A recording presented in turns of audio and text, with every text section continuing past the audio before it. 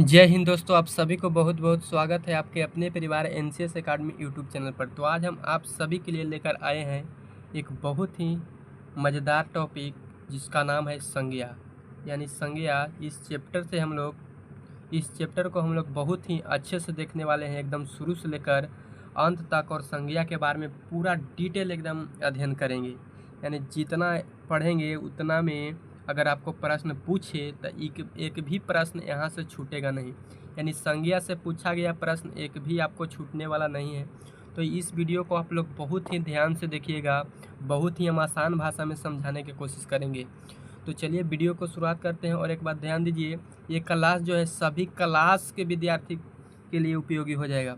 ऐसा नहीं है कि सिर्फ 10th क्लास के है, 12th क्लास के है। यानी जितना भी एग्ज़ाम है और आपके एग्ज़ाम में हिंदी का जो चैप्टर है, हिंदी का जो चैप्टर संज्ञा उसमें है, अगर पूछा जाता है संज्ञा से क्वेश्चन तो बन जाएगा आपसे आराम से। तो चलिए देखते हैं संज्ञा। तो बताते हैं आपको कि संज्ञा क्या है। तो देखिए, सबसे पहले संज्ञा का संधि विच्छेद समझते हैं हम लोग। देखिए मेरे भाई, तो संज्ञा का संधि विच्छेद होता है सम जोड़ ज्ञा। संज्ञा का संधि विच्छेद क्या होता है? सम जोड़ ज्ञा होता है। अब बात आता है कि सम के मतलब क्या होता है और ज्ञा के मतलब क्या होता है। तो सम जोड़ ज्ञा, इसका जो अर्थ होता है सम्यक ज्ञान होता है। बिल्कुल अच्छे से समझते जाइएगा, सम जोड़ ज्ञा का अर्थ क्या होता है, तो सम्यक ज्ञान होता है मेरे भाई। चलिए आगे बढ़ते हैं। तो आगे बढ़ने के बाद आप लोग देख सकते हैं यहाँ पर बहुत ही आसान भाषा में लिखा गया है, बहुत ही साफ सुथरा, कि संज्ञा के मूल रूप से दो प्रकार होता है। संज्ञा के मूल रूप से कितने प्रकार होता है? तो दो प्रकार होता है।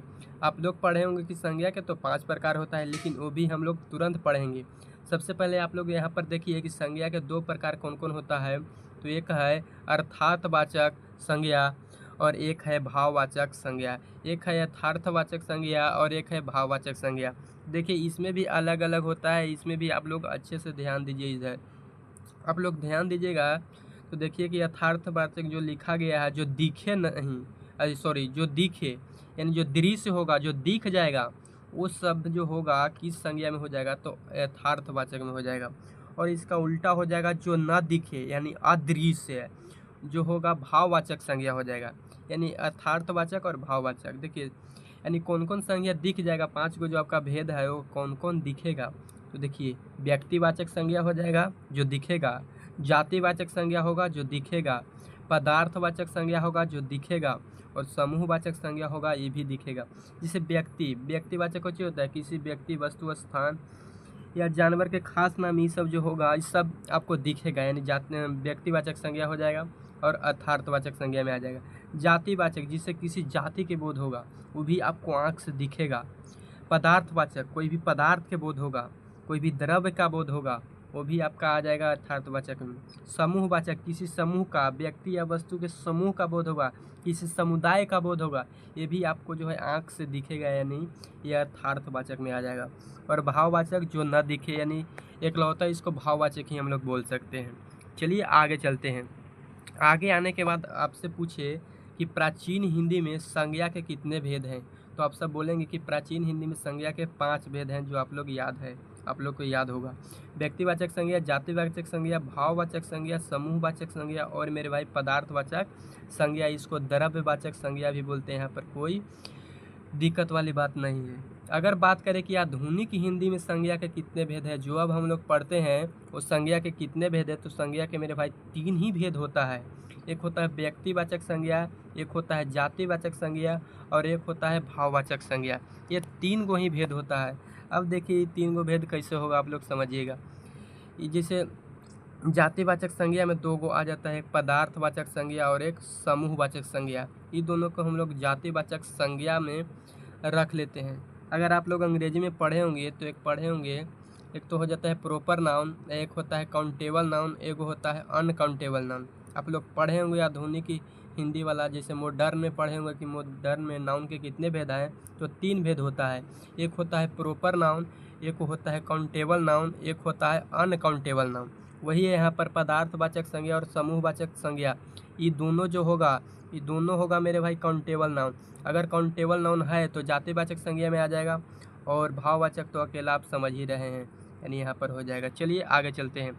चलिए आपको समझ में आ रहा होगा तो देखते हैं। अगर बोला जाए आपके कि संज्ञा के 5 भेद। संज्ञा के कितने भेद है? 5। जब प्राचीन या आधुनिक न लगाए, जब प्राचीन या फिर आधुनिक नहीं लगाए तो आपको बताना है कि संज्ञा के कितने भेद होते हैं? तो 5 भेद होते हैं। समझ गए कि नहीं? चलिए आगे समझते हैं हम लोग अब बारी बारी से सबके बारे में। तो बोला व्यक्तिवाचक संज्ञा किसको बोलेंगे? तो व्यक्तिवाचक संज्ञा उसको बोलेंगे जो दृश्य होगा, जो एक वचन होगा, जो दुनिया में अकेला होगा, सिर्फ एक होगा, विशेष होगा, उसको क्या बोलेंगे? तो व्यक्तिवाचक संज्ञा बोलेंगे।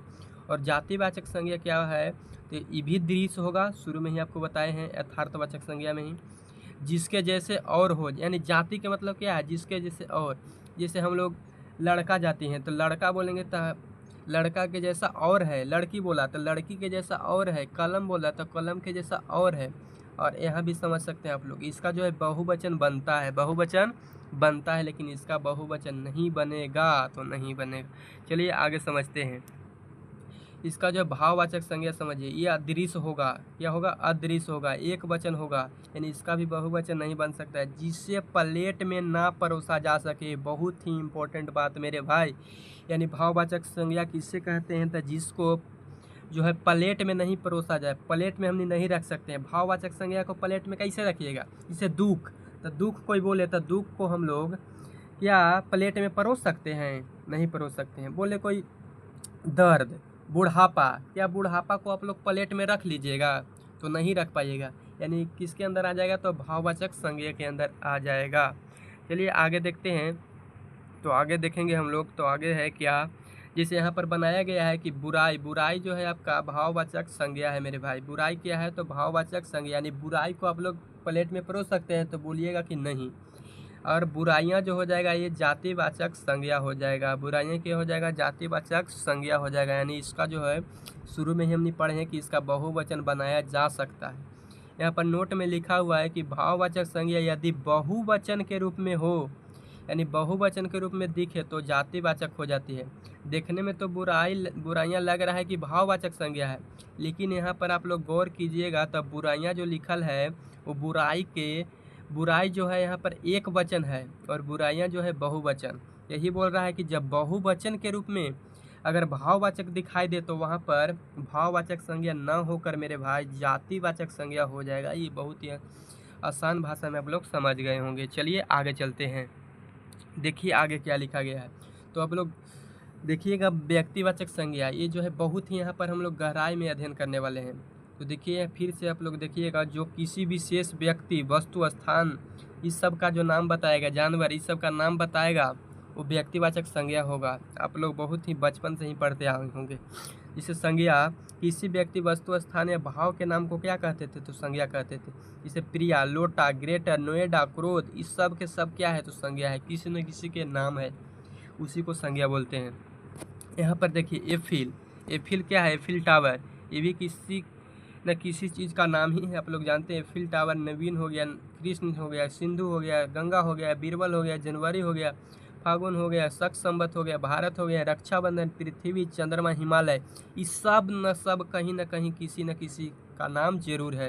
यानी किसी न किसी का नाम जरूर है। तो ये क्या हो जाएगा? तो संज्ञा हो जाएगा। कौन संज्ञा हो जाएगा? तो व्यक्तिवाचक संज्ञा हो जाएगा मेरे भाई। और देखिए इसका एक बात याद रखना है, हमेशा एक वचन, हमेशा कौची होगा? ये सब एक वचन में यूज होगा। श्री कृष्ण के हम लोग बहुवचन नहीं बना सकते। सिंधु के क्या सिंधुए बनाए गए? क्या गंगा है तो गंगा के हम लोग बहुवचन गंगाएं बनाएंगे, गंगाओं बनाएंगे? नहीं नहीं, नहीं हो सकता है। क्या पृथ्वी के हम लोग पृथ्वीएं कर सकते हैं? चंद्रमा के चंद्रमाएं कर सकते हैं? नहीं, इस तरह से नहीं होगा। यानी जो है हमेशा बहुवचन होगा और दृश्य होगा। हमेशा आप लोग देख सकते हैं गंगा को आप लोग देख सकते हैं, पृथ्वी को देख सकते हैं, चंद्रमा को देख सकते हैं, हिमालय को देख सकते हैं। चलिए ये सब जो है दृश्य होगा। आगे देखिए, आगे जो बात करते हैं जातिवाचक संज्ञा के बारे में, ये किसी जाति या उपजाति को बताता है जिसके जैसे और हो। बात बिल्कुल सही है, जिसके जैसे और हो। जैसे फूल बोल दे तो फूल बहुत सारा, गुलाब के फूल है, जैसे लाल फूल है, बहुत सारा फूल हो सकता है, चंपा फूल है, चमेली फूल है, यानी इसके जैसा और है, जिसे बोला भी गया है। गुलाब, इसके जैसा हो गया लाल गुलाब। गाय, काली गाय, देसी गाय, कप, आम, मंत्री, प्रोफेसर, लड़के, स्त्री, कुर्सी, नगर, नेता, इस सब के जैसा और है। जैसे कुर्सी बोल दिया जाए तो कुर्सी थोड़ी है कि सिर्फ प्लास्टिक का कुर्सी होता है, बहुत अलग अलग है। नगर, तो नगर बोल दिया जाए तो ऐसा थोड़ी है सिर्फ पटना नगर है, सिर्फ मुंबई नगर है। यानी नगर बोला जाए तो नगर के मतलब कुछ ही हो गया, सभी नगर आ गए। जैसे काली गाय, तो काली गाय और हो सकता है, देसी गाय बोले देसी गाय, तो देसी गाय सब एक जैसा थोड़ी है, इसके जैसा और है, मतलब इसके जैसा और होगा तो जातिवाचक संज्ञा हो जाएगा। जिससे कोई गाय बोला, तो गाय गाय बहुत प्रकार के हो सकती है। जैसे कोई लड़का बोला, तो लड़का भी कहने का मतलब है पूरी उसके जाति का बोध करा दिया। लड़की बोले तो पूरे जाति का बोध करा दिया, तो जातिवाचक संज्ञा हो जाएगा। चलिए आगे देखते हैं, बहुत ही अच्छे से आप लोग समझ गए होंगे। जिससे प्राकृतिक आपदा, भूकंप, ज्वालामुखी भी हो जाएगा। चलिए समझते हैं अब भाववाचक संज्ञा को। तो देखिए मेरे भाई, भाववाचक संज्ञा ये जो होता है आदृश होता है और एक वचन होता है। भाव, गुण, दोष, अवस्था को दर्शाएगा। जो भाववाचक संज्ञा होगा, भाव, गुण, दोष, अवस्था को दर्शाएगा। और आपको एक बात बताए थे, इसको जो है प्लेट में हम लोग परोस नहीं सकते हैं। जैसे प्यार, क्या प्यार को आप लोग जमा करके एक प्लेट में रख लीजिएगा? ऐसा होगा नहीं। क्रोध को रख लीजिएगा? नहीं हो सकता है। या प्यास को रख लीजिएगा? नहीं। ईमानदारी, बेईमानी, ये सब जितना भी दिख रहा है, चिकित्सा, ठगा, चोरी, डकैती, चढ़ाई, पढ़ाई, मोहब्बत, यौवन, बुढ़ापा, मिठास, ये सब के सब क्या होगा? तो भाववाचक संज्ञा हो जाएगा। चलिए अब आता है द्रव्यवाचक संज्ञा के बारे में। तो देखिए द्रव्यवाचक संज्ञा जो होगा, इसको दूसरा नाम है पदार्थवाचक संज्ञा भी कहते हैं। जिनकी गिनती ना की जा सके वे द्रव्यवाचक संज्ञा होगा। आप लोग पढ़े होंगे कि जिसको मापा या तौला जाता है किंतु गिना नहीं जाता है, उसे ही कहते हैं द्रव्यवाचक संज्ञा। जिनको मापा या तौला जाता है लेकिन गिना नहीं जाता है, जैसे तेल, तेल को आप लोग गिनिएगा? एगो तेल, दूगो तेल नहीं गिन सकते हैं। घी को गिनिएगा? ये भी नहीं। इसको तौल सकते हैं, माप सकते हैं। पानी, पानी को भी नहीं गिन सकते हैं। पानी को इस प्रकार नहीं गिनना है, 1 बोतल पानी, 2 बोतल पानी, 1 लीटर पानी, इस तरह से नहीं गिनना है। यानी इसको माप सकते हैं या फिर तौल सकते हैं। जैसे डालडा, डालडा भी आप लोग लेते होंगे तो तौल के ही लेते होंगे। सोना, सोना भी तौल के ही बिकता है। ये ऐसा तो नहीं है कि एक सोना लीजिए। अगर आप सोना खरीदने जाते हैं तो बोलते हैं कि एगो सोना दे दीजिए, 2 गो सोना दे दीजिए, इस तरह से नहीं। तो जिसको मापा या तौला जाए लेकिन गिना नहीं जाए, वह सब पदार्थवाचक संज्ञा में आ जाएगा, अर्थात द्रव्यवाचक संज्ञा में। बहुत ही अच्छे से समझ गए होंगे। चलिए अब देखते हैं समूहवाचक संज्ञा मेरे भाई। ये सबसे लास्ट है आपका समूहवाचक संज्ञा। बोल रहा है कि जिनकी गिनती की जा सके। बहुत ही अच्छा बात है, जिनकी गिनती की जा सके, आप लोग को बताए भी थे, वे समूहवाचक संज्ञा कहलाती है। उदाहरण संगठन, इसको भी गिन सकते हैं। संगठन में जितने जो है आदमी का संगठन है तो उसमें भी गिन सकते हैं। गिरोह, ये भी समझिए कि सेम है। आर्मी, आर्मी में भी गिना सकता है। पुलिस भी गिन सकते हैं। कक्षा को भी गिन सकते हैं। संसद भी गिना सकता है।